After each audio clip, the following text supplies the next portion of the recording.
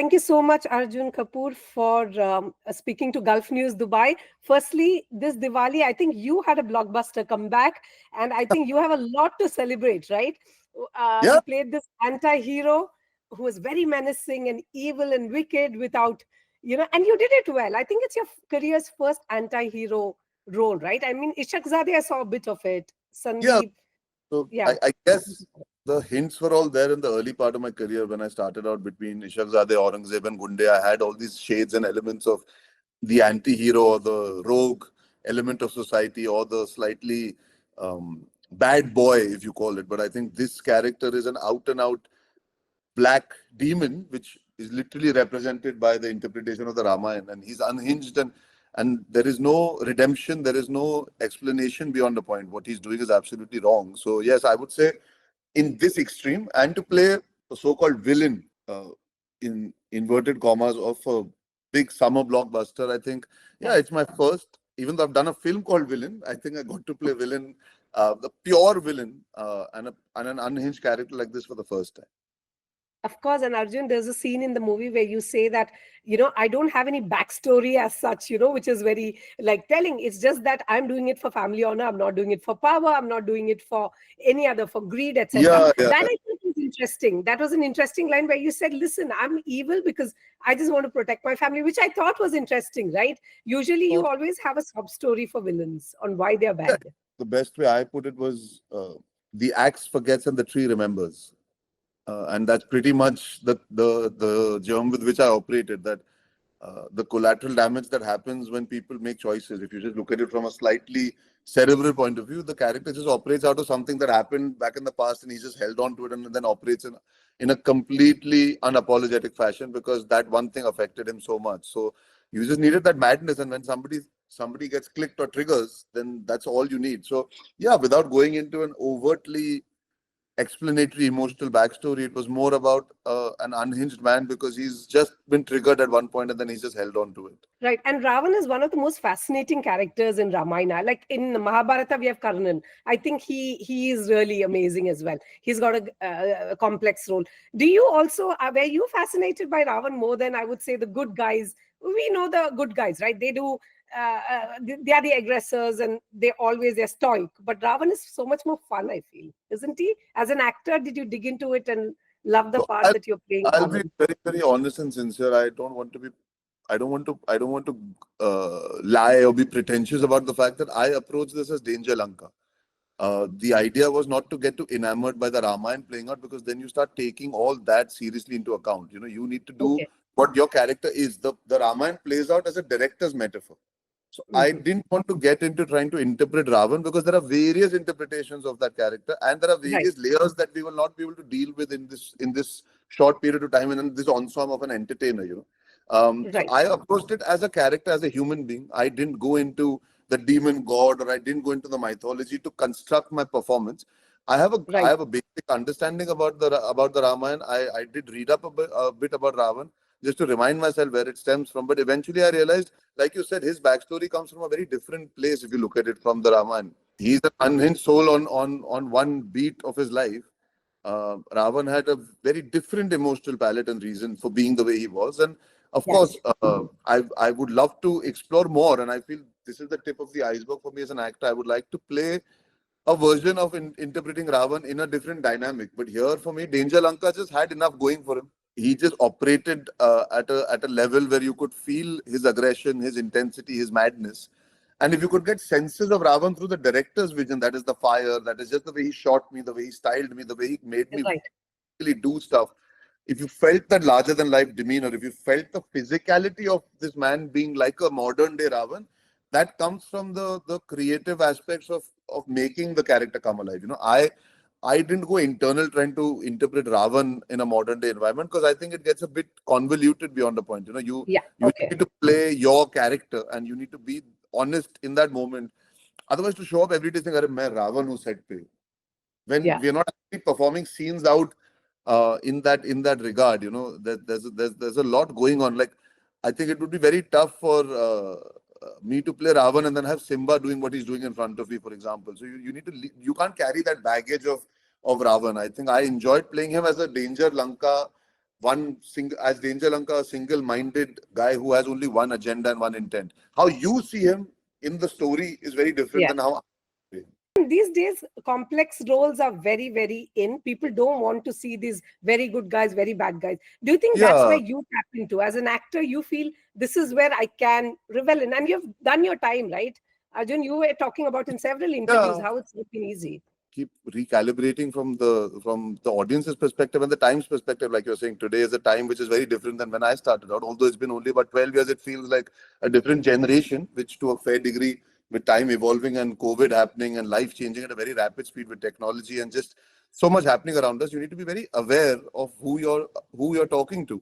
2012, when I came in, the audience who we were talking to was very different.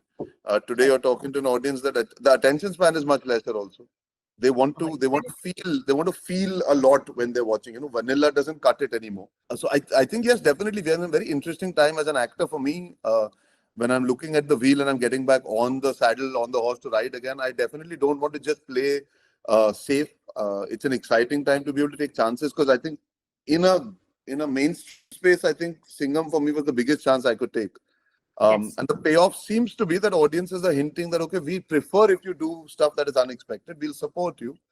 Um, I'm sure if I do a good film which has got the slightly more vanilla driven features also, if the film is made well, pan out. But yeah, as an actor, it's definitely more exciting to look for opportunities and risk taking maneuvers as characters, because yeah, the time is such. I think Grey's the world is a much more cruel place. The world is a much more there are issues, and I think everybody's dealing with issues. So what happens is Yes. when you see a character that's not absolutely sorted and absolutely straightforward, I think it makes for a connection. I think also there's discourse, right? When you're playing a Yes. character that creates uncomfortableness, you're like, okay, you understand why he's upset, but why is he reacting like? There's a lot of relatability or a lot of questions that you create. So if you can make audiences uncomfortable and still have a blast, it's great. What did you feel when Rohit Shetty was like, listen, you play the anti-hero. I'm not placing you as a cop, but you are the adversary. What were your first reactions, Arjun? Listen, I had always wanted to work with him. He knew that. I had reached out to him and met him a couple of times in the past also. And he had always said very nicely, he had said, Jab tere layak kuch hoga, main aunga. That in itself meant that he respected the my career enough to know that he's not just going to come and offer me anything because I'm dying to work with him. And I was very patient about it. Every time I bumped into him, every time I saw a film of his, that used to be my line used to be, sir, I can't wait to work with you. And his line always was, Jab kuch tere layak hoga, main aunga, fikr mat. And then it evolved into, I guess, this opportunity where he felt I'm worthy of it. Of course, I know Rohit Shetty's brand and Rohit Shetty's ability because I'm a fan of his and I'm a fan of his film. So for me, it was a no-brainer to do it. I didn't really have to analyze the box office or the opening or the. I just knew, okay, I as an audience like to watch his films. I'm going to do this film keeping that inner child and inner audience inside me, and I just went in that way. Of course, I was excited, and I didn't really think about why am I offered this and not that. I think I was also at Okay. that life where I was really looking for a challenge. As an actor, you want to push yourself, and I felt okay. He's actually giving me the most important role of the film, because when I'm not on screen, also they're only talking about me. So I was like, okay, it's a win-win. I knew on paper there's enough merit for this character not to be left behind or not that he would not do justice to it, because the writing lent itself really nicely to having this character always in the periphery and on your radar as an audience also. And what I loved about you is that you've been so vulnerable of late, Arjun. And I've been talking to you for years, at least a decade now. You are talking about an autoimmune condition and perhaps even dealing with, I don't know, singledom, situationships. What made you, I think, why are you more vulnerable now?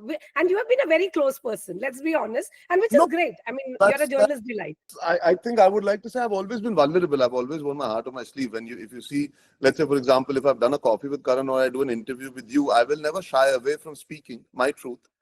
It's just I'm not somebody who tom-toms about my life or goes about putting myself out there all the time. So I'm a private person when I don't need to be public. But if I Very do true. step out, I come very prepared to make sure that I don't fake it. My personality, I cannot pretend. I have that problem. So today you're finding me more vulnerable because it's been a while since I've stepped out and spoken about certain things in my life. Yes. And perhaps it's an important phase in my career. So a lot of emotions that are pent up are coming out in the most authentic manner, because sometimes listen, you got to give credit to lots of factors. The audience giving you love makes you vulnerable. You're getting regard and respect from people who are enjoying watching the film, the journalists, the media, and a certain energy that gets created around you does make you vulnerable. in a good way. There's nothing wrong with that. When circumstances around you align, I think sometimes people can see things a little more. They rise. So today the vulnerability seems to be seen more because I've been the same for years. It might have perhaps got missed in the paraphernalia of me being a star and my professional life and my personal life and the films I'm doing and the whole chaos that ensues your stardom in the starting part of your career. And of course, Right. I've seen the downside. So everybody likes to know how you went through it. And I did go through my ups and downs. So I think what happens is you speak about your life, you speak about your truth.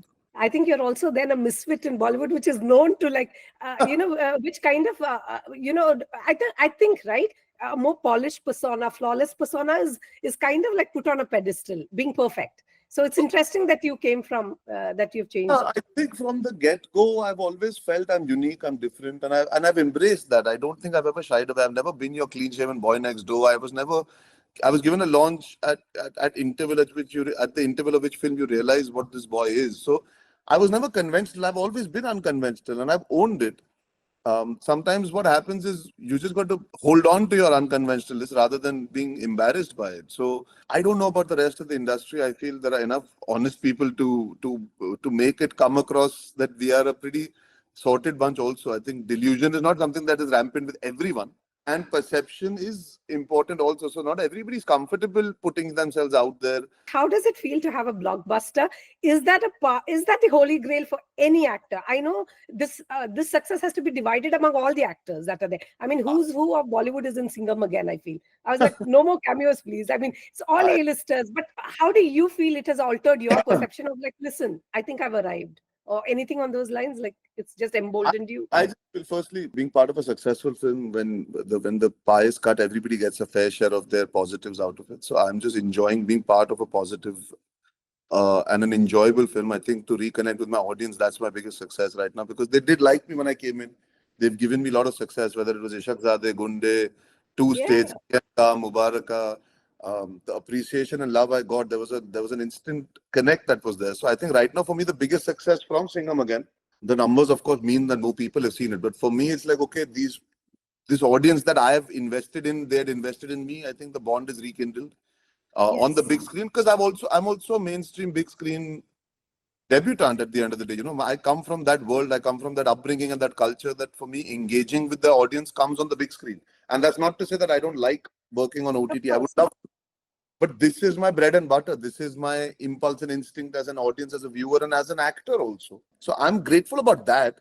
The numbers, obviously, is my biggest opener, biggest hit. Listen, you're looking at numbers that are mammoth, and for Rohit Shetty and Ajay Devgan, it's something that I think the franchise deserves. So I'm very very happy that the franchise is getting that love, and it'll continue to get that love. For me, the numbers allow me to reconnect. So I'm using the box office as a way to come back into people's lives, if that makes any sense. And in with my work, it's not Yes. a Yes. Of course. manipulation. It's my work has allowed me to lend myself back to my audience almost. I'm very very happy and genuinely embracing the love and positivity moment to moment. Every question, every answer, every person I meet, every message I get. I'm not thinking too far ahead or I'm not thinking about the past. I'm just really being connected to myself in this moment and just soaking it all in and banking these experiences because I think it's a win and I should be able to have that for the rest of my life to hold on to as a core memory. Excellent. Thank you so much. And I hope you have a good day. Take You care. too.